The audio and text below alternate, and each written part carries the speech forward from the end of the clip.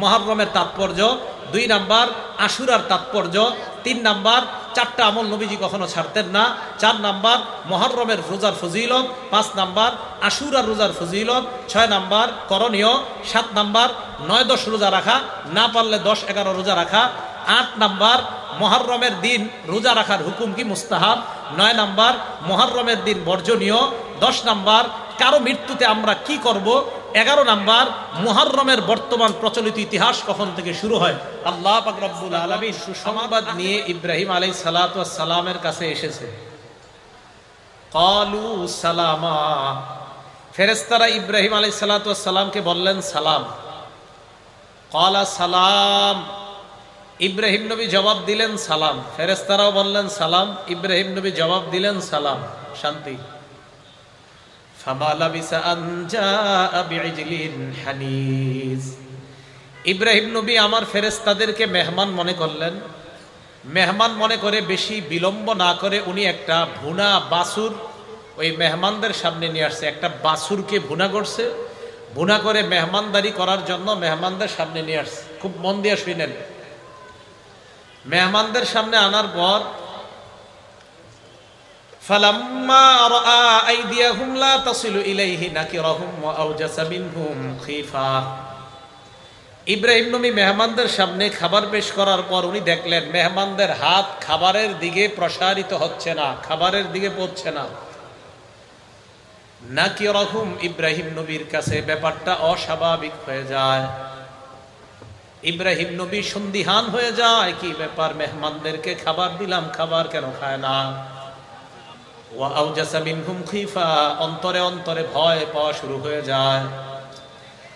ক্বালু লা তাখাফ, ফেরেশতারা বললেন ভয়ের কোনো কারণ নাই, ভয় পাবেন না। ইন্না উরসিলনা ইলা কওমি লূত, আমরা দুনিয়ার কোনো মানুষ না, আমরা লূত নবীর সম্প্রদায়ের কাছে প্রেরিত আল্লাহর একদল ফেরেশতা। ফেরেশতাদেরকে খাবার দিছে, তারা তো খাবে না। আসল কথা কিন্তু আসে না। আহলে বাইতের দলিল কোথায়? দলিল তো এখনো আসে নাই। এবার দেখেন, এই কথা বলার পর ওয়ামরাতুহু কাইমাতুন ফাদহিকাত, ইব্রাহিম নবীর বিবি সারা পাশে দাঁড়ায়া দাঁড়ায়া হাসতেছিলেন। ইব্রাহিম নবীর বিবি সারা পাশে দাঁড়িয়ে হাসি দিলেন। ফাবাশশারনাহা বিইসহাক, আল্লাহ বলেন আমি ইব্রাহিম নবীর বিবিকে ইসহাক নামে একটা পুত্র সম্মানের সুসংবাদ দিয়ে দিলাম। সারা জবাব দেয় আলিদু আনা আজুজু ওয়া হাদা বালি শাইখা, আমি সন্তান প্রসব করব, আমি একজন বয়োবৃদ্ধা নারী, আমার স্বামী একজন বয়োবৃদ্ধ, আমার সন্তান হবে কিভাবে? আমার স্বামীও তো সন্তান প্রসব, সন্তান ধারণ করার জন্য একজন পুরুষের যা দরকার, একজন নারীর যা প্রয়োজন, আমিও বয়োবৃদ্ধা, আমার স্বামীও বয়োবৃদ্ধ, সন্তান কিভাবে প্রসব করব? ইন্না হাদা লাশাইউন আজীব, এটা তো আশ্চর্য একটা ব্যাপার। আল্লাহ পাক রব্বুল আলামিন সুসংবাদ দিলেন ইসহাক নবীর, সাথে সাথে এটাও দিছে আমি ওয়ারাই ইসহাক ইয়াকুব, শুধু তাই না, তোমার একটা ছেলে হবে ইসহাক, আর ওই ইসহাকের বিবির ঘরে একটা ছেলে হবে, তার নাম হবে ইয়াকুব। এই একসাথে সন্তান এবং নাতির সুসংবাদ দিয়ে দিচ্ছে। সারা উনি বলতেছে আমি কিভাবে সন্তান প্রসব করবো, আমি তো বয়োবৃদ্ধা, আমার স্বামী একজন বৃদ্ধ মানুষ। ফেরেশতারা বললেন আতাজাবিনা মিন আমরিল্লাহ, আল্লাহর কোনো বিষয়ে, আল্লাহর হুকুমের ব্যাপারে তুমি আশ্চর্য বোধ করতেছো? আল্লাহ বলছে তুমি বৃদ্ধা হও, তো সমস্যা কি? আল্লাহর ব্যাপারে তুমি কেন আশ্চর্য বোধ করো? দেখেন এরপরে কি কয়, রহমাতুল্লাহি ওয়া বারাকাতুহু আলাইকুম আহলাল বাইত, রহমাতুল্লাহি ওয়া বারাকাতুহু আলাইকুম আহলাল বাইত, হে আহলে বাইত, হে ঘরওয়ালি ইব্রাহিম নবীর বিবি। তাহলে ইব্রাহিম নবীর বিবিকে ফেরেশতারা বললেন আহলে বাইত, সুতরাং আহলে বাইত দ্বারা 1 নাম্বার উদ্দেশ্য বিবি। এই যে ফেরেশতারা বলছে আহলাল বাইত, রহমাতুল্লাহ, আল্লাহর রহমত, ওয়া বারাকাতু, আল্লাহর বরকত তোমাদের উপর, ইয়া আহলাল বাইত, হে আহলে বাইত। তো ইব্রাহিম নবীর বিবিকে ফেরেশতারা আহলে বাইত বলে সম্বোধন করেছেন। কোরআনের এই আয়াত দ্বারা বোঝা যায় যে আহলে বাইত দ্বারা 1 নাম্বার উদ্দেশ্য স্ত্রী। দ্বিতীয় দলিল সূরা আহজাবের 32 এবং 33 নম্বর আয়াত, আল্লাহ বলেন ইয়া নিসা আন-নবী লাস্তুন্না কাআহাদিম মিনান নিসাই ইন ইত্তাকাইতুন্না ফালা তাখদা'না বিল কওল। আল্লাহ বলেন, হে নবীর বিবিগণ, লাস্তুন্না কাআহাদিম মিনান নিসা, তোমরা অন্যান্য বিবিদের মতো না। ইন ইত্তাকাইতুন্না, তোমরা যদি আল্লাহকে ভয় পাও, ফালা তাখদা'না বিল কওল, নম্র সুরে কথা বলবা না, কোমল ভাবে তোমরা কথা বলবা না। ফায়াতমা আল্লাযী ফী কলবিহি মারাদ, যার অন্তরে ব্যাধি আছে ওই ব্যক্তি তোমাদের কথার প্রতি আসক্ত হয়ে যেতে পারে, কুমন্ত্রণা তার অন্তরে জাগ্রত হতে পারে। এই আয়াতে একটু কথা শোনেন তো, নবীর বিবিদেরকে আল্লাহ বলছে কোমল ভাষায় কথা বললে যাদের অন্তরে রোগ আছে, রুগ্ন হৃদয়ওয়ালা পুরুষদের মনে কুমন্ত্রণা জাগ্রত হতে পারে। নবীর বিবিদেরকে এই কথা বললেন, তো এই যুগের মহিলাদেরকে কি বলবে আল্লাহ? নবীর বিবিরা কোমল কথা বললে পুরুষের দিলে জাগ্রত হতে পারে কুমন্ত্রণা, কামনা, বাসনা। এই কথা বলার পর আল্লাহ বললেন, নকুলনা কওলাম মারুফা, কথা যদি বলতে হয় সঙ্গত কথা বলা যাবে, অপ্রয়োজনীয় কোনো কথা বলা যাবে না। এরপরে কি কয় দেখেন, ওয়াকরনা ফি বুয়ুতিকুন্না, তোমরা ঘরে অবস্থান করো, ওয়ালা তাবাররাজনা তাবাররুজাল জাহিলিয়াতিল উলা, জাহিলি যুগের নারীর মতো তোমরা রাস্তায় বের হয়ো না। ওয়া আকিমনাস সালাতা, নামাজ আদায় করো। ওয়া আতিনাজ যাকাতা, যাকাত দাও। ওয়া আতি'নাল্লাহ ওয়া রাসূলা, আল্লাহর রাসূলের আনুগত্য করো। এখন দেখেন কি কয়, ইন্নামা ইউরিদুল্লাহু লিইউযহিবা আনকুমুর রিজসা আহলাল বাইত। কি বলছে? কি বলছে? আল্লাহ ওয়াজ করতেছে কার বিবিদেরকে? নবীদের। আবার বলেন, আল্লাহ ওয়াজ করতেছে কার বিবিদেরকে? তো নবীর বিবিদেরকে আল্লাহ কি বলছে? এই যে স্ত্রী। তাহলে আহলে বাইত দ্বারা উদ্দেশ্য কোরআনে, এই যে আল্লাহ বলতেছে স্ত্রী, আহলে বাইত দ্বারা এক নাম্বার স্ত্রী উদ্দেশ্য। এই জন্য যে ভাইয়ারা বুঝে না তাদেরকে কোরআনের আয়াতগুলা বুঝান, যে দেখেন এইখানে আহলে বাইত দ্বারা স্ত্রী উদ্দেশ্য। এখন দেখেন কথা হলো, আল্লাহ বললেন, ইন্নামা ইউরিদুল্লাহু লিইউযহিবা আনকুমুর রিজসা আহলাল বাইত, হে আহলে বাইত, হে নবীর ঘরের সদস্যরা, অধিবাসীগণ, তোমাদের থেকে আল্লাহ অপবিত্রতা দূর করতে চায়। এই আয়াত যখন নাজিল হয়, আল্লাহর নবী নবীর বিবি উম্মে সালামা রাদিয়াল্লাহু তাআলা আনহার ঘরে ছিলেন। এবার শুনেন, এতটুকু পর্যন্ত আয়াত বললে আমরা বলবো কি আহলে বাইত দ্বারা শুধু বিবি উদ্দেশ্য? এটা বলতে পারি আমরা। আসলে আহলে বাইত দ্বারা শুধু বিবি উদ্দেশ্য না, আহলে বাইত দ্বারা এক নম্বর উদ্দেশ্য বিবি। এখন এতটুকু পর্যন্ত বোঝা যায় আহলে বাইত দ্বারা বিবি উদ্দেশ্য। এই আয়াত যখন নাজিল হয়, নবী ছিলেন তার স্ত্রী উম্মে সালামার ঘরে। আম্মাজান আয়েশা সিদ্দিকার বর্ণনা মুসলিম শরীফের 2424 নম্বর হাদিস, 2424, কত হয়? 2424। আমাদের মাদ্রাসার পাণ্ডুলিপি অনুযায়ী মোট হাদিস সংখ্যা হবে 3033টা। এই হাদিসের মধ্যে আসছে, নবীজি সাল্লাল্লাহু আলাইহি সাল্লামের উপরে এই আয়াত যখন নাজিল হয়, তখন আম্মাজান উম্মে সালামার ঘরে ছিলেন নবীজি। এখন নবীরই তো আল্লাহ জানাই দিছে, আপনার বিবিদের থেকে আমি নাপাকি পবিত্র করতে চাই। আল্লাহ নবী চিন্তা করলেন, আল্লাহ পাক রব্বুল আলামিন আমার বিবিদের থেকে নাপাকি দূর করতে চায়। আহলে বাইত দ্বারা দুনিয়ার মানুষ বুঝতে পারে শুধু আমার বিবিগণ উদ্দেশ্য। খরজা রাসূলুল্লাহ সাল্লাল্লাহু আলাইহি ওয়াসাল্লাম গাদাতান, সকালবেলা আল্লাহ নবী বের হয়, ওয়া আলাইহি মিরতুন মুরাহহালুন মিন শারিন আসওয়াদা, নবীজির গায়ের উপর একটা চাদর, এই চাদরটা কালো পশম দ্বারা অঙ্কিত করা সুন্দর একটা চাদর আল্লাহ নবীর গায়ে। ফাজা আল হাসান, হযরতে হাসান আসছে, আসার পর আদখালাহু ফি, আল্লাহ নবী হযরতে হাসানকে নবীর চাদরের মধ্যে ঢুকায়। এই চাদরের ভিতরে হযরত হাসানকে ঢুকায়। সুম্মা জা আল হুসাইন ফাদাখালা, হযরতে হুসাইন আসছে, আসার পর ওই চাদরের মধ্যে নবী ঢুকায়। কয়জন হইল? মোট 3 জন। নবী সহ চাদরের ভিতরে কয়জন হলো? 3 জন। সুম্মা জা আল আলী, এরপরে আলী আসলেন, আলীকেও ঢুকাইলেন, হলো কয়জন? সুম্মা জা আত ফাতিমা, ফাতেমা আসলেন, ফাদখালাহা, ফাতেমাকেও চাদরে ঢুকাইলেন। এখন যারা বলে পাক পাঞ্জাতন, তারা কয় এই 5 জন। অথচ আল্লাহ নবীর উপর আয়াত নাজিল হলো বিবিদেরকে কেন্দ্র করে। আল্লাহর নবী তাদেরকে চাদরের ভিতর ঢুকায়া বলে, ইন্নামা ইউরিদুল্লাহু লিইউযহিবা আনকুমুর রিজসা আহলাল বাইত, আহলে বাইত দ্বারা শুধুমাত্র আমার বিবি উদ্দেশ্য এমন না, আমার বিবিও উদ্দেশ্য, আমার কন্যা ফাতেমা উদ্দেশ্য, আমার নাতি হাসান হুসাইন সবাই উদ্দেশ্য। আল্লাহ নবী বুঝাইতে চায় কোরআন দ্বারা উদ্দেশ্য আমার বিবি, হাদিস দ্বারা আমি স্পষ্ট করে দিলাম আমার বিবি সহ আমার সন্তান, আমার নাতি নাতি সবাই আহলে বাইতের অন্তর্ভুক্ত হয়ে যায়। তাহলে আহলে বাইত দ্বারা শুধু বিবি না, বিবি এবং সন্তান সবাই? বিবি সন্তান নাতি যারা আছে সবাই। এখন আমরা মুহররম মাস আসলে নবীর শুধু 2 জন নাতির নাম জানি আমরা, বলেন তো কি নাম? আরো জোরে। আলেমরা ছাড়া অন্য কেউ আর কোনো নাতির নাম জানেন? নাউজুবিল্লাহ। নবীজির আর কোনো নাতির নাম জানেন না আপনারা? হ্যাঁ, নবীর নাতি 5 জন। কয়জন? নাতনি 3 জন, 8 জন। তো বাকিদের আলোচনা কেন হয় না? নবীজির কন্যা কয়জন? 4 জন। জয়নব, কি নাম? জয়নব, রুকাইয়া। জয়নব, রুকাইয়া। আরেকজনের নাম কি? উম্মে কুলসুম। আরেকজনের নাম ফাতেমা। এই যে উম্মে কুলসুম, ওনার ঘরে কোনো সন্তান হয় নাই। বাকি রইল কয় মেয়ে? 3 মেয়ে। জয়নবের ঘরে 2 জন সন্তান, শুনবেন। রুকাইয়ার ঘরে 1 জন, মোট হলো কয়জন? ফাতেমা রাদিয়াল্লাহু তাআলা আনহার ঘরে কয়জন? 5 জন। কয়জন? সারা জীবন মুখস্থ করছেন 2 জন, হাসান হুসাইন। ফাতেমা রাদিয়াল্লাহু তাআলা আনহার সন্তান কয়জন? 5 জন। আগের 3 আর এই 5 কত হয়? এবার নামগুলা বলি। হযরত জয়নব রাদিয়াল্লাহু তাআলা আনহার ওনার সন্তান 2 জন। একজনের নাম আলী। কি নাম? আলী। হ্যাঁ। আরেকজনের নাম, আরেকজন হলো কন্যা, তার নাম উমামাহ। কি নাম? হ্যাঁ, এই উমামা সেই নাতনি যেই নাতনিকে নবী খুব মহব্বত করতেন। নবী নামাজের সময়ও এই নাতনি কাঁধে উঠতো, নবী তার সাথে খুব খেলা করতেন এই নাতনি। অথচ তার কথা ইতিহাসে একদিনও কাউকে আমি বলতে শুনি না। নবীজি সাল্লাল্লাহু আলাইহি সাল্লামের নাতনি উমামা এই জয়নব রাদিয়াল্লাহু তাআলা আনহার কন্যা। তাহলে হযরত জয়নবের এক ছেলে আলী, উনি শৈশবেই মারা গেছে।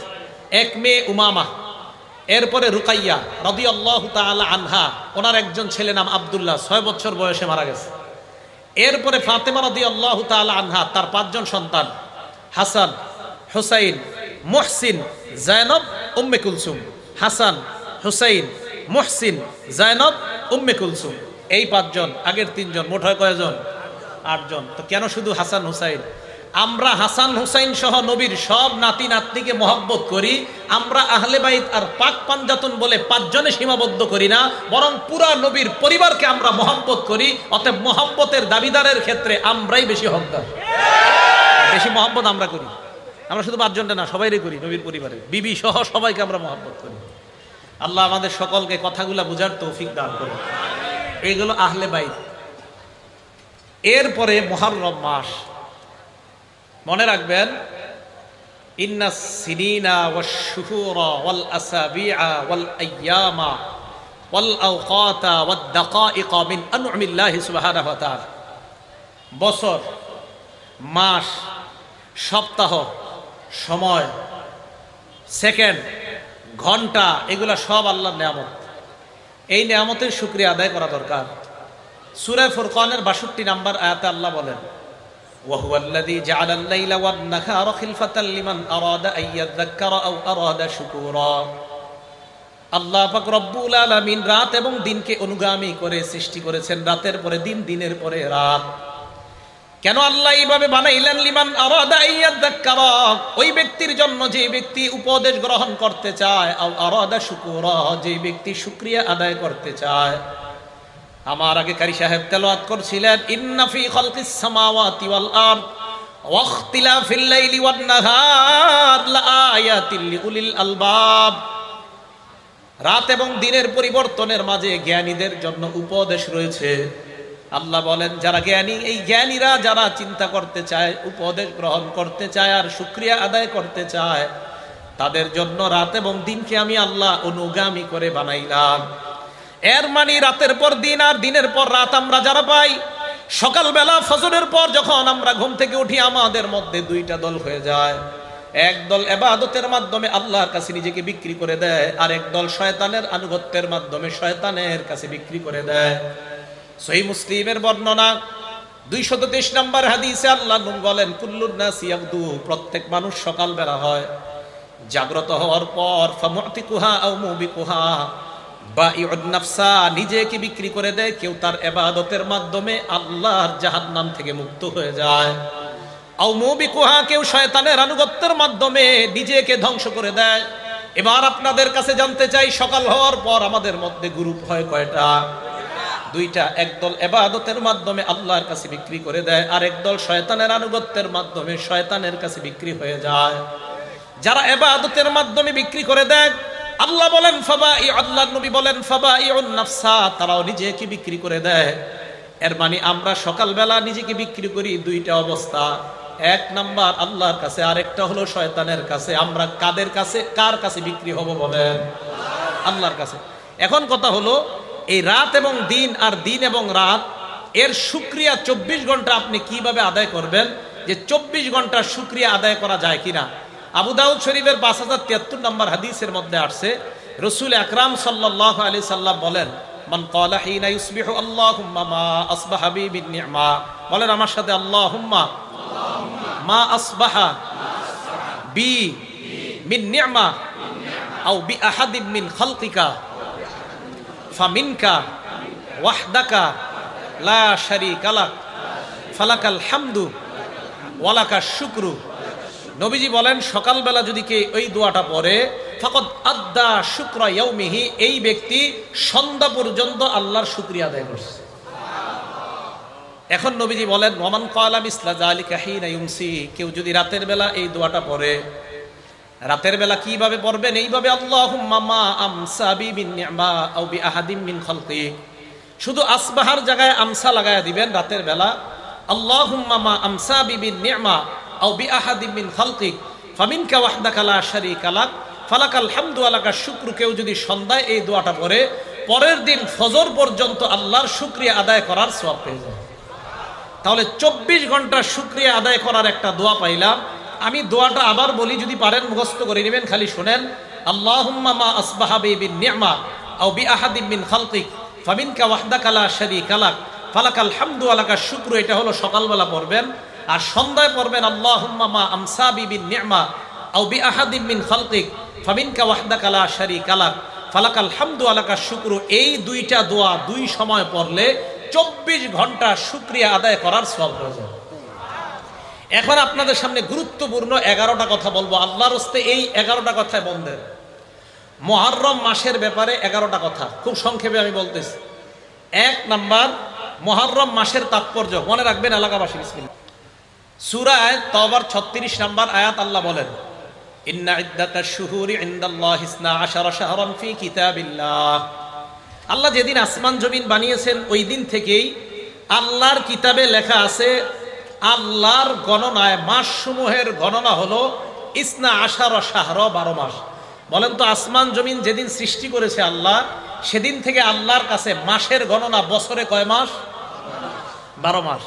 মিনহা আরবাতুন হুরুম, এই 12 মাসের মধ্যে 4 মাস সম্মানিত মাস। এই 4 মাস সম্মানিত, এটা আবার কোত্থেকে জানবো আমরা? 4 মাসের ব্যাখ্যা করে না নাই আল্লাহ নবী হাদিসের মধ্যে ব্যাখ্যা জানায়া দেয়। এই 4 মাসের ব্যাখ্যা বুখারীর মধ্যে তালাশ করে পেয়ে যাও। সহিহ বুখারীর 3197 নাম্বার হাদিসের বর্ণনা। আল্লাহ নবী বলেন, আজ-জামানু ক্বাদ ইস্তাদারা কাহাইয়াতিহি ইয়াওমা খালাকাস সামাওয়াতি ওয়াল আরদা। আসমান জমিন যেদিন আল্লাহ বানাইছেন, ওই দিন সময় যেইভাবে আবর্তিত হচ্ছে, আজও সময় ওইভাবে তার আগের রূপে ফিরে এসেছে। এবার আল্লাহ নবী বলেন, শোনো তোমরা, as-sanatu 12 শাহরা, বছর হয় 12 মাসে। মিনহা আরবাতুন হুরুম, এই 12 মাসের মধ্যে 4টা মাস সম্মানিত। সালাসাতুন মুতাওয়ালিয়াত, 3টা মাস ধারাবাহিক। ওলামারা ছাড়া অন্যরা বলেন 4 মাস সম্মানিত, 3টা মাস ধারাবাহিক। বলেন 4 মাস সম্মানিত, 3টা মাস ধারাবাহিক। 1 নাম্বার যুলকআদা, 2 নাম্বার যুলহজ্জা, 3 নাম্বার আল মুহররম।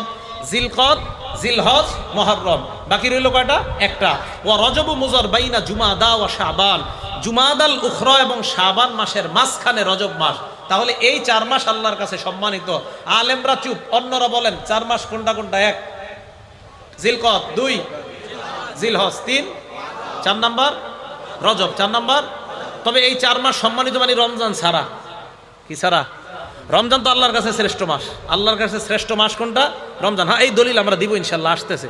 তো আল্লাহর কাছে শ্রেষ্ঠ মাস রমজান মাস। তো মুহররম মাসের তাৎপর্য আমরা কোরআন থেকে জানলাম, হাদিস থেকে জানলাম। 2 নম্বর আলোচনা, মুহররম মাসের একটা নির্দিষ্ট তারিখ আছে, যে তারিখটা খুব গুরুত্বপূর্ণ, 10 তারিখ। এই 10ই মুহররম রোজা রাখার তাৎপর্য। সহিহ বুখারী হাদিস নাম্বার 2004 নাম্বার হাদিস। এই হাদিসের বর্ণনাকারী আব্দুল্লাহ ইবনে আব্বাস রাদিয়াল্লাহু তাআলা আনহুমা। আব্দুল্লাহ ইবনে আব্বাস রাদিয়াল্লাহু তাআলা আনহুমা বলেন, কদিমান নবী সাল্লাল্লাহু আলাইহি ওয়াসাল্লাম আল মাদিনা নবীজি মদিনায় আগমন করলেন।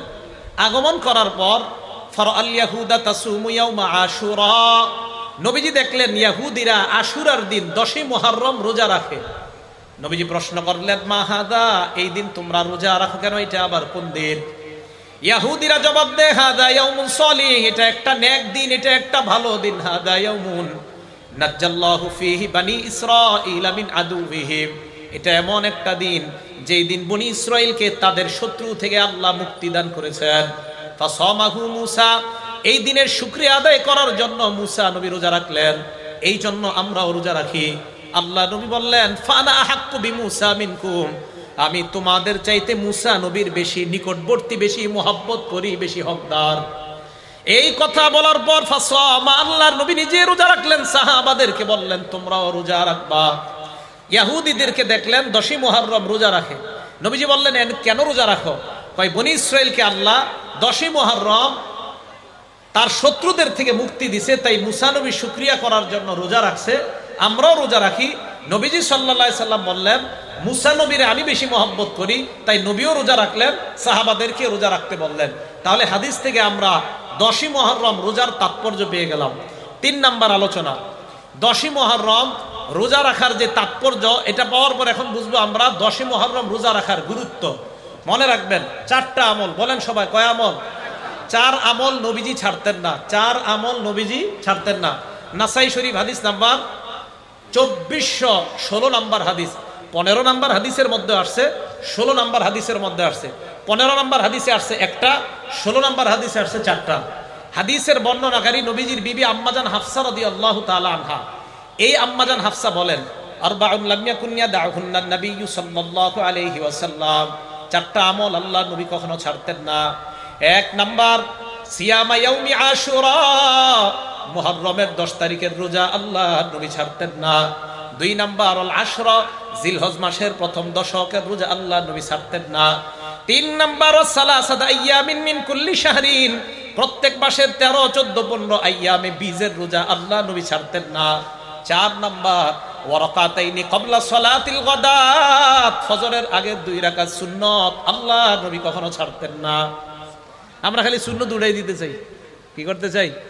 হ্যাঁ, আমরা সুন্নত উঠিয়ে দিতে চাই, অথচ রাসূল আকরাম সাল্লাল্লাহু আলাইহি সাল্লাম ফজরের আগে 2 রাকাত সুন্নত কখনো ছাড়তেন না।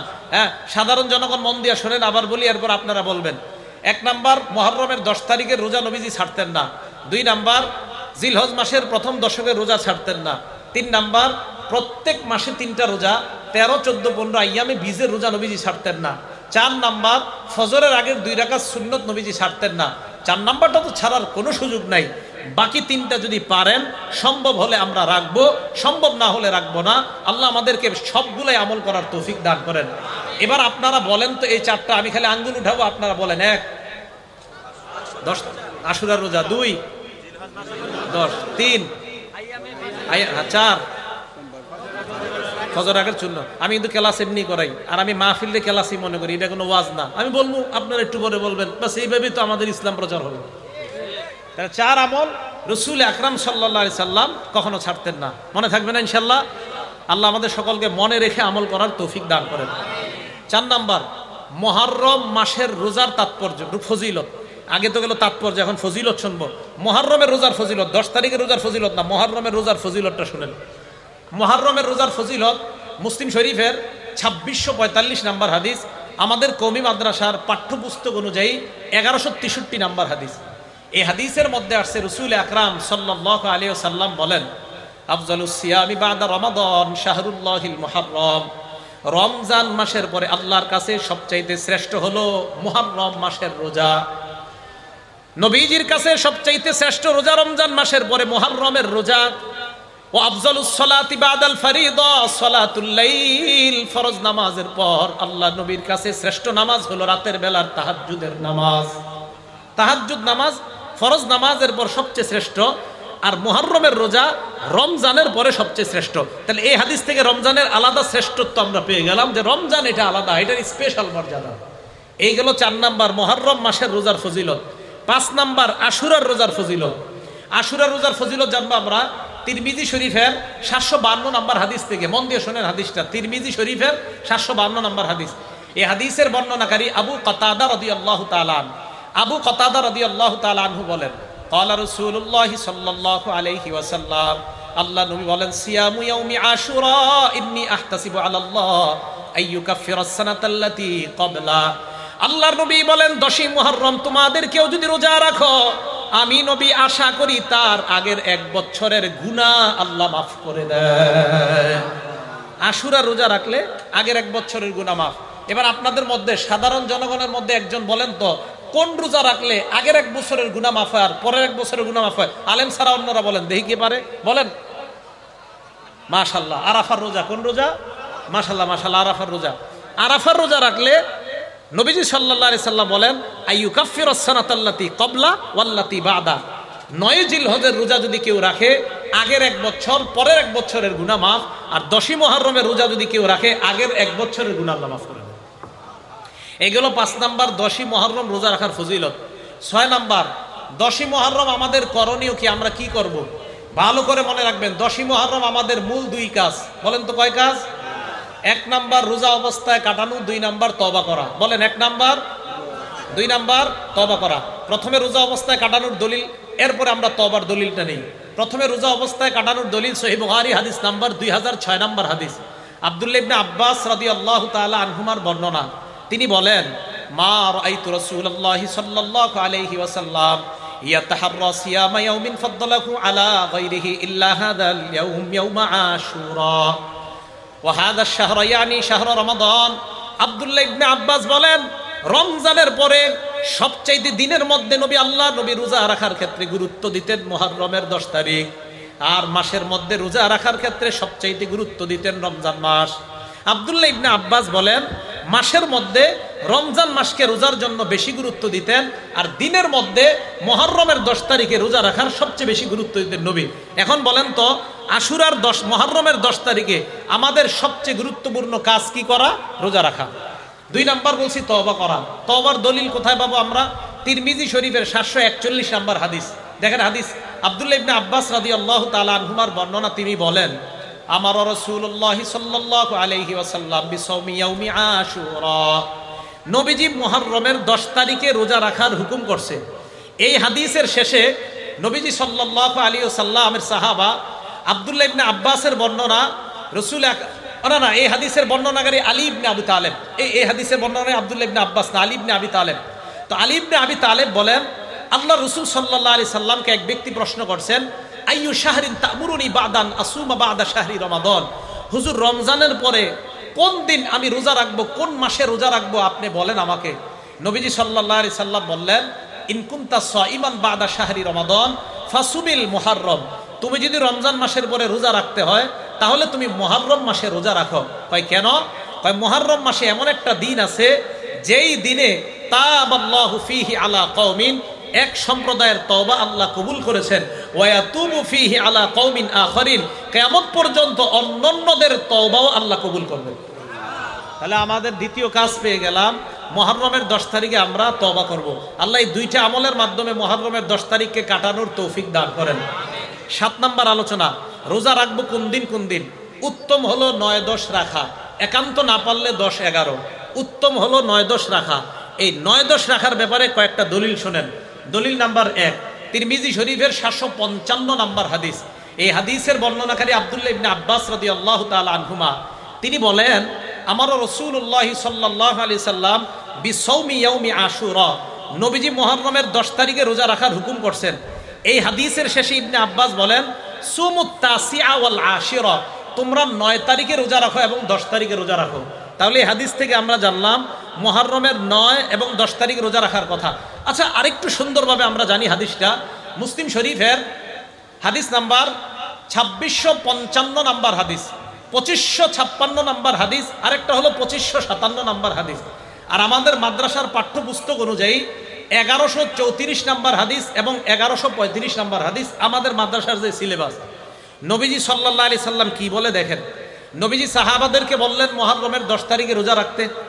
সাহাবারা বললেন, ইয়া রাসূলুল্লাহ, এই যে মুহররমের 10 তারিখে আমাদেরকে আপনি রোজা রাখতে বললেন, এই দিনটাকে তুআজ্জিমুহুল ইয়াহুদ ওয়ান নাসারা, ইহুদি খ্রিস্টানরা সম্মান করে। নবীজি বললেন, তাই নাকি? কয় হ্যাঁ। নবীজি বললেন ঠিক আছে, ফাইদা কানাল আমুল মুকবিল, আগামী বছর যখন হবে মুহররমের মাস, সুবনাল ইয়াউমাত তাসিয়া, আমরা 9 তারিখেও রোজা রাখবো। সুবহানাল্লাহ। তাহলে এই হাদিস থেকে বোঝা যায় 9 এবং 10 তারিখে রোজা রাখার কথা। আল্লাহর কি কুদরত, ওয়ালাম ইয়াতিল আমুল মুকবিল হাত্তা তুওয়াফিয়া রাসূলুল্লাহ, আগামী বছর আসার আগে নবীজি দুনিয়া থেকে বিদায় নিছেন, মারা গেছেন, ইন্তেকাল করছেন। এখন হাদিস থেকে কি বোঝা যায়? নবীজির আগ্রহ 9 এবং 10 তারিখ। পরের হাদিসটা আরো স্পষ্ট হয়, নবীজি বলেন লা ইন বাকিতু ইলা কাবিল, আমি যদি আগামী বছর বেঁচে থাকি, লা আসুমান্নাত তাসিআ, অবশ্যই আমি 9 মুহররম রোজা রাখবো। তাহলে 9 এবং 10 তারিখের গুরুত্ব আমরা পাইলাম। ইহুদিদের বিরোধিতা করব কিভাবে? 9 তারিখে রোজা রাখবো এবং 10 তারিখে। প্রশ্ন হলো, হুজুর 10, 11 যে রোজা রাখতে বললেন, এটার কোনো দলিল আছে কিনা? হ্যাঁ, এটারও দলিল আছে। সহিহ ইবনে খুজাইমা হাদিসের কিতাবের নাম 3 নম্বর খণ্ড 506 নম্বর পৃষ্ঠা, হাদিসের বর্ণনাকারী আব্দুল্লাহ ইবনে আব্বাস রাদিয়াল্লাহু তাআলা আনহুমা, এই আব্দুল্লাহ ইবনে আব্বাস রাদিয়াল্লাহু তাআলা আনহুমা বলেন, সুমু ইয়াউমা আশুরা, তোমরা মুহররমের 10 তারিখে রোজা রাখো। সুমু ক্বাবলাহু ইয়াওমান ওয়া বা'দাহু ইয়াওমান, পারলে আগে একদিন রোজা রাখো, না পারলে পরে একদিন রোজা রাখো। অন্য নুসখায় আছে আও বা'দাহু ইয়াওমান, যদি পারো 9-10 রাখো, আর যদি না পারো 10-11 রাখো। তাহলে বলেন তো গুরুত্ব কোনটা? 9 এবং 10। আবার গুরুত্ব কোনটা? 9 এবং 10। না পারলে 10 এবং 11। মনে থাকবে তো ইনশাআল্লাহ? আল্লাহ আমাদের সকলকে 9-10 এই 2 দিন যেন আমরা রোজা রাখতে পারি, আল্লাহ তৌফিক দান করেন। 8 নাম্বার কথা, মুহররমের 10 তারিখে রোজা রাখা কি? হুকুম হলো মুহররমের 10 তারিখে রোজা রাখা মুস্তাহাব। বলেন, মুহররমের 10 তারিখে রোজা রাখা কি? দলিল মুসলিম শরীফের 2532 নাম্বার হাদিস, মোট হাদিস সংখ্যা হবে 7453টা। এই হাদিসের বর্ণনাকারী আব্দুল্লাহ ইবনে ওমর রাদিয়াল্লাহু তাআলা আনহুমা, আব্দুল্লাহ ইবনে ওমর রাদিয়াল্লাহু তাআলা আনহুমা বলেন, জাহিলি যুগের মানুষ মুহররমের 10 তারিখে রোজা রাখত। ওয়া সামা রাসূলুল্লাহ, নবীও রোজা রাখতেন। ওয়াল মুসলিমুনা, মুসলমানরাও রোজা রাখতেন মুহররমের 10 তারিখে। ক্বাবলা আইয়ুফতারাদ রমাজান, রমজানের রোজা ফরজ হওয়ার আগে। আব্দুল্লাহ ইবনে ওমর বলেন, ফালাম্মা ফতুরিদ রমাদান, রমজানের রোজা যখন ফরজ হয়, আল্লাহ নবী বললেন, ফামান শাআ সামা ওয়া মান শাআ তারাকা। রমজানের রোজা ফরজ হওয়ার পর আল্লাহ নবী বললেন, কেউ মন চাইলে এখন তোমরা মুহররমের 10 তারিখের রোজা রাখতে পারো, কার মন চাইলে তোমরা না রাখতে পারো। তাহলে রমজানের রোজা ফরজ হওয়ার আগে আল্লাহর নবী আবশ্যকীয়ভাবে সাহাবাদেরকে মুহররমের 10 তারিখের রোজা রাখাইতেন। আর যখন রমজানের রোজা ফরজ হয়ে যায়, নবী বললেন, কেউ চাইলে তোমরা 10 তারিখে রোজা রাখতে পারো, না চাইলে তোমরা রাখতে নাও পারো, কোনো সমস্যা নাই। এই হাদিস থেকে বুঝলাম মুহররমের 10 তারিখে রোজা রাখা মুস্তাহাব। 9 নাম্বার কথা, মুহররমের দিন বর্জনীয়, ভালো করে মনে রাখবেন, 7টা বর্জনীয়। বলেন কয়টা? 1 নাম্বার, তাজিয়া মিছিল বের করা। তাজিয়া একটা কবরের মতো বানায়া এটার এলাকায় ঘুরানো, এটার সামনে নজরানা পেশ করা। এই নজরানা আপনারা খাবেন না। 2 নাম্বার, একটা ঘরকে কেন্দ্র করে মুরসিয়া পাঠ করা। এগুলার মধ্যে অনেক কুসংস্কার হয়, এই অনুষ্ঠানে যাবেন না। 3 নাম্বার, বিলাপ করা নিষেধ। সহিহ বুখারী হাদিস নাম্বার 1298 নাম্বার হাদিস, ইবনে মাজাহ হাদিস নাম্বার 1584 নাম্বার হাদিস। রাসূল আকরাম সাল্লাল্লাহু আলাইহি সাল্লাম বলেন, লাইসা মিন্না মান দারাবাল খুদুদ ওয়া শাক্কাল জুয়ুব ওয়া দাআ বিদাওয়াল জাহিলিয়া। ওই ব্যক্তি আমার উম্মতের অন্তর্ভুক্ত না যে ব্যক্তি শরীরে আঘাত করে, যেই ব্যক্তি জামা কাপড় টেনে ছিঁড়ে ফেলে, যেই ব্যক্তি জাহিলি যুগের মতো মাতম করে। বলেন তো, মুহররম কাশকে কেন্দ্র করে একদল মানুষ তারা না বুঝে নিজেদের শরীর রক্তাক্ত করে কিনা? রাসূল আকরাম সাল্লাল্লাহু আলাইহি সাল্লাম বললেন, তারা আমার উম্মতের অন্তর্ভুক্ত না। জানেন আশ্চর্য একটা হাদিস, সহিহ বুখারী হাদিস নাম্বার 1296 নাম্বার হাদিস। এই হাদিসের মধ্যে আসছে, ইন্না রাসূলুল্লাহ সাল্লাল্লাহু আলাইহি সাল্লাম বারিউম মিনাস সালিকাহ ওয়াল হালিকাহ ওয়াশ শাক্কা। রাসূল আকরাম সাল্লাল্লাহু আলাইহি সাল্লাম ওই ব্যক্তি থেকে মুক্ত, ওই নারী থেকে মুক্ত, যেই নারীরা বাপ মারা যাওয়ার পরে জোরে জোরে চিৎকার করে কান্নাকাটি করে আর বলে, আল্লাহ আমার আব্বারই দেখলো, আর কাউরে দেখলো না। আসি কিন্তু এলাকার মধ্যে, আজরাইল আমার ঘরটা চিনলো, আর কারো ঘর চিনলো না। নবী কয়, এই নারী থেকে আমি মুক্ত। এই জাতীয় কর্মকাণ্ড যারা করবে তাদের থেকে আমি মুক্ত। ওয়া শাক্ক, জামা কাপড় ছিঁড়ে ফেলে এই জীবন আমি আর রাখবো না, নবীজি কয় তার থেকে আমি মুক্ত। ওয়াল হালিক, এই কোনো শোককে কেন্দ্র করে মাথা মুন্ডন করে, নবী কয় তার থেকে আমি মুক্ত। তাহলে আপনাদের কাছে জানতে চাই, মুহররম মাসকে কেন্দ্র করে মাতম করা হালাল না হারাম? এটা করা যাবে না। আল্লাহ আমাদের সকলকে বেঁচে থাকার তৌফিক দান করেন। একটা কিতাব আছে নাম আল জামিউস সগীর, এই কিতাবের 4201 নাম্বার হাদিস। এই হাদিসের মধ্যে আসছে, রাসূল আকরাম সাল্লাল্লাহু আলাইহি সাল্লামের মেয়ে জয়নব রাদিয়াল্লাহু তাআলা আনহা মারা গেছে। এই জয়নব মারা যাওয়ার পর বাকাতিন নিসা, নারীরা কান্নাকাটি শুরু করছে। ফাজাআলা ওমর ইয়াদরিবুহুন্না বিসাউতিহি, হযরত ওমর চাবুক ধরছে সবগুলার মাথায়, কি করো, থামো, সব কাঁদতেছে। নবীজি বললেন মাহলান ইয়া ওমর, ওমর থামো, একটু নরম হও। এবার আল্লাহর নবী নারীদেরকে বললেন ইয়াকুন্না ওয়া নাঈকাশ শাইতান, শয়তানের আওয়াজ থেকে তোমরা বাঁচো। শয়তান এইভাবে বিলাপ করে, জোরে জোরে কান্নাকাটি করে, তার আওয়াজ থেকে তোমরা বাঁচো। আল্লাহ নবী বললেন শোনো, মাহমা ইয়াকুনু মিনাল আইনি ওয়াল কলব, চোখের পানি যদি আসে আর অন্তর থেকে যদি চোখের পানি আসে, ফামিনাল্লাহ ওয়া মিনার রাহমা, অটোমেটিক যদি চোখের পানি আসে কারো শোকে, এটা আল্লাহর পক্ষ থেকে রহমত। অটোমেটিক যদি চোখের পানি আসে, এটা আল্লাহর পক্ষ থেকে রহমত। এবার আল্লাহ নবী কি বলে, আমার দিকে তাকান, ওয়া মাহমা ইয়াকুনু মিনাল লিসান, আর যদি জবান থেকে হয়, ওয়াল ইয়াদি, এবং হাত থেকে, দেখেন জবান থেকে আর হাত থেকে দেখেন, জবানে বলে হায়, হাতে দিয়ে আঘাত করে, হায় আঘাত, হায় আঘাত, জবান আর হাত, জবান আর হাত, শোকে জবান ব্যবহার হচ্ছে, হাত ব্যবহার হচ্ছে। নবীজি কয় ফামিনাশ শায়তান, এটা শয়তানের পক্ষ থেকে। জবান আর হাত ফামিনাশ শায়তান, নবী বলছেন এটা শয়তানের পক্ষ থেকে। এটা মেশকাত পাবেন আপনার হাদিসটা, বাকি আল জামিউস সগীরের মধ্যে সনদ সহিহ আসছে, তাই আমি এটা বর্ণনা করলাম। বর্তমানে আবার সহির যুগ চলতেছে। কিসের যুগ? মাশাআল্লাহ, এই জন্য সহিগুলাই বলার চেষ্টা করতেছি। আজ যাই হোক, রাসূল আকরাম সাল্লাল্লাহু আলাইহি সাল্লাম এই কথাটা বললেন। এটা হলো 9 নাম্বার কথা। 10 নাম্বার, কারো মৃত্যুতে আমাদের কি করণীয়? মনে রাখবেন, কারো মৃত্যুতে আমাদের কি করণীয়? এলাকার কেউ মারা যায় না, কারো মৃত্যুতে আমাদের 1 নাম্বার করণীয়, বলেন ইন্না লিল্লাহি ওয়া ইন্না ইলাইহি রাজিউন, এটা পড়া। 2 নাম্বার করণীয়, বুখারী শরীফের 1284 নাম্বার হাদিস থেকে একটা দোয়া শিখাবো, আজকে থেকে এটা পড়বেন। নবীজির কন্যা মানে নবীজির এক নাতি মারা যায়, মারা যাওয়ার পর, মারা যাবে যাবে অবস্থা, নবীর কন্যা আল্লাহ নবীর কাছে সংবাদ পাঠাইলেন, আব্বা ইন্না ইবনান লি কবিজ, আব্বা আমার ছেলেটা মুমূর্ষ অবস্থায় আছে, মারা যাবে যাবে অবস্থা, আব্বা মেহেরবানি করে আমাদের বাসায় একটু আসেন। বুখারীর বর্ণনা। নবীজি জবাব পাঠায়া দিলেন, যাও যাও আমার কন্যাকে সালাম দিবা, সালাম দিয়ে বলবা, পড়েন ইন্না লিল্লাহ, ইন্না টান দিয়ে না, বলেন ইন্না লিল্লাহ মা আখাযা ওয়া লাহু মা আ'তা, আবার ইন্না লিল্লাহ মা আখাযা, যেটা নিয়ে যায় এটাও আল্লাহর, বলেন যেটা রেখে দেয় এটাও আল্লাহর। তো নবীজি শিখিয়ে দিলেন ইন্না লিল্লাহি মা আখাযা, যেটা নিয়ে গেছে আল্লাহ এটাও আল্লাহর, ওয়া লাহু মা আ'তা, যেটা আল্লাহ রেখে দেয় এটাও আল্লাহর। আপনার 4 সন্তানের 3টা যদি নিয়ে যায় এটাও আল্লাহর, 2টা রেখে দিছে এটাও আল্লাহর, এটাও কার?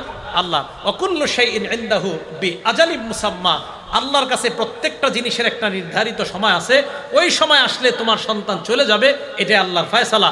তো নবীজি বললেন আমার মেয়েকে বলবা ফাল তাসবির ওয়াল তাহতাসিব, আমার মেয়ে যেন ধৈর্য ধারণ করে এবং সওয়াবের আশা করে। তাহলে কেউ মারা গেলে 1 নাম্বার আমরা ইন্না লিল্লাহি ওয়া ইন্না ইলাইহি রাজিউন পড়া।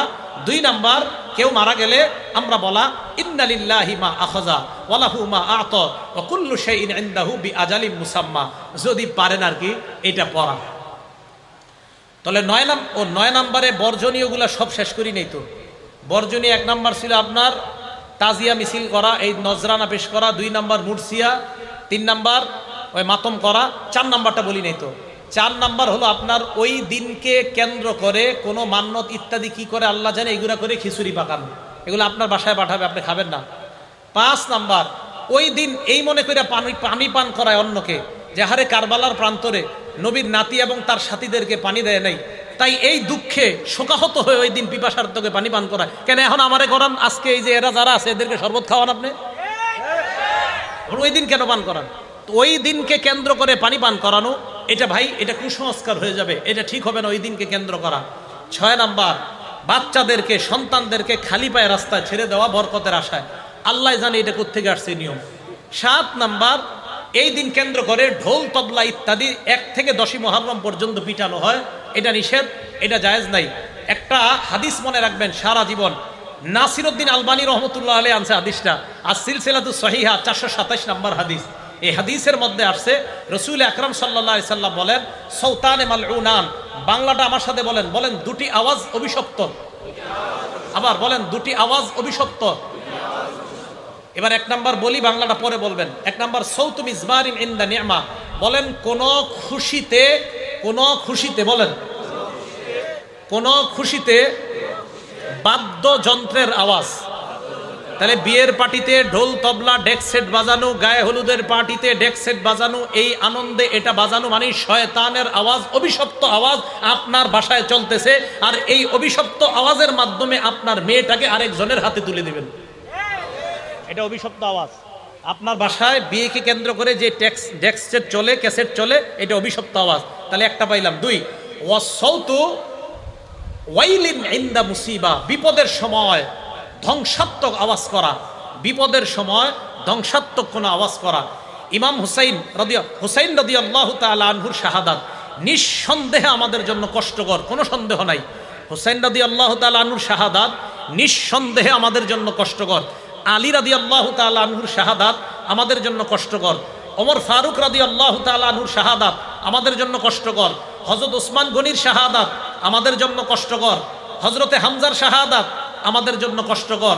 রাসূল আকরাম সাল্লাল্লাহু আলাইহি সাল্লামের সাহাবা হযরত খুবাইবকে যেইভাবে শহীদ করা হয়েছে, শুলিবিদ্ধ করে, আপনার একের পর এক শরীরের মধ্যে কাটা বিদ্ধ করে, ওইটা আমি বলেছিল, তোমাকে যদি এই জায়গায় রাখা হয়, মুহাম্মদ সাল্লাল্লাহু আলাইহি সাল্লামকে তোমার জায়গায় রাখা হয়, আর তোমাকে মুক্ত করে দেওয়া হয়, তাহলে তুমি কি মনে করো? সহিহ বুখারীর বর্ণনা 3045 নম্বর হাদিস খোলেন, লম্বা হাদিসে খুবাইবের শহীদের কথা আসছে শেষের দিকে। হযরতে খুবাইবের শাহাদাত পড়েন, হযরত হুসাইনের চেয়ে কোনো অংশে কম ছিল না এই শাহাদাতের ভয়াবহতা। হযরতে আসিম ইবনে সাবেতের শহীদ হওয়ার কথা বলেন, কোনো অংশে কম ছিল না। হযরতে আলীকে যেইভাবে শহীদ করা হয়েছে ভয়ঙ্কর প্রচণ্ডভাবে, কোনো অংশে এই শাহাদাতের অবস্থা ভয়ঙ্কর কম ছিল না। হযরতে হামজাকে যেইভাবে শহীদ করার পর হিন্দা হযরতে হামজার গোস্ত মুখের মধ্যে নিয়ে চাবিয়েছে, এই শাহাদাত ওইটার চেয়ে কোনো অংশে কম ছিল না।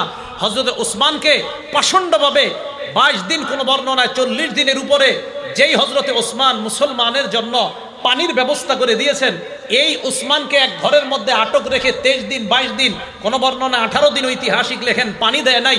এইভাবে হযরত ওসমানকে যারা শহীদ করে দিয়েছে, কিয়ামতের ময়দানে তো হযরত ওসমানের পক্ষে কোরআনই সাক্ষী হয়ে যাবে। কোরআন পড়া অবস্থায় ওনাকে শাহাদাত বরণ যখন করেন উনি, ওনার শরীরের রক্ত কোরআনের পাতায় গিয়ে পড়ছে। এই শাহাদাতও কিন্তু আমাদের জন্য কষ্টকর। বুঝাইতে চাইলাম, অন্যান্য সাহাবাতের শাহাদাত আমাদের জন্য যেমন কষ্টকর, হযরতে হুসাইনের শাহাদাতও নবীর নাতি হিসাবে আমাদের জন্য অনেক কষ্টকর।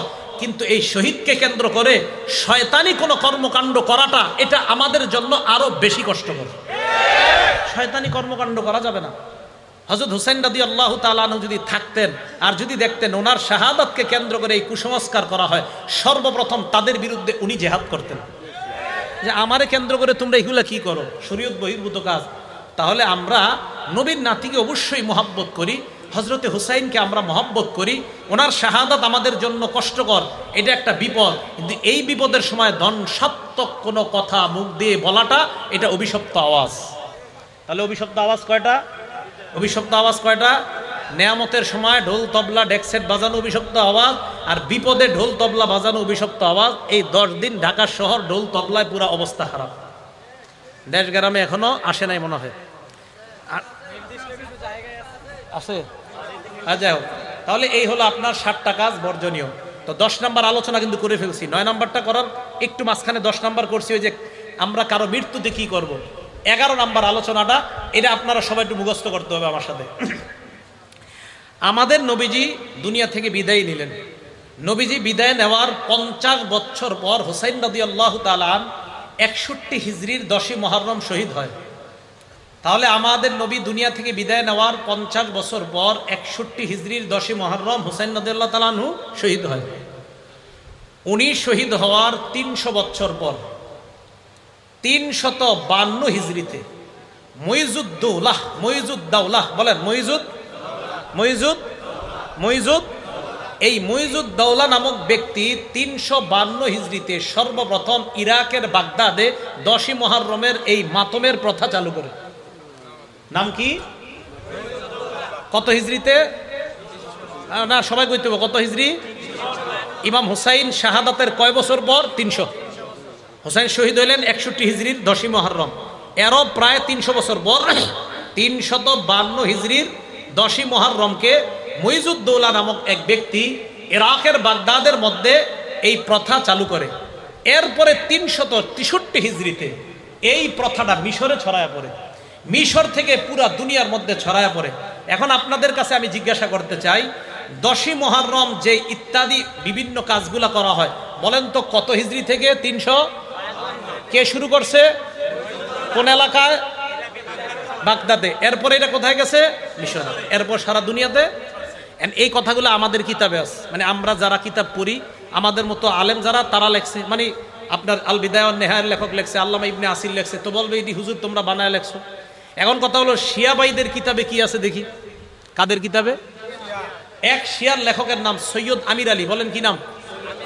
উনি কি শিয়া? এই লেখক উনি কি? সাবধান, কাউকে আপনারা আঘাত করে কথা বলবেন না, শিয়া ভাইদেরকেও মহব্বতের সাথে বুঝাইবেন। সৈয়দ আমির আলী উনি কি ছিলেন? একজন স্পিরিট অফ ইসলাম। বলেন কি নাম? Story of evolution.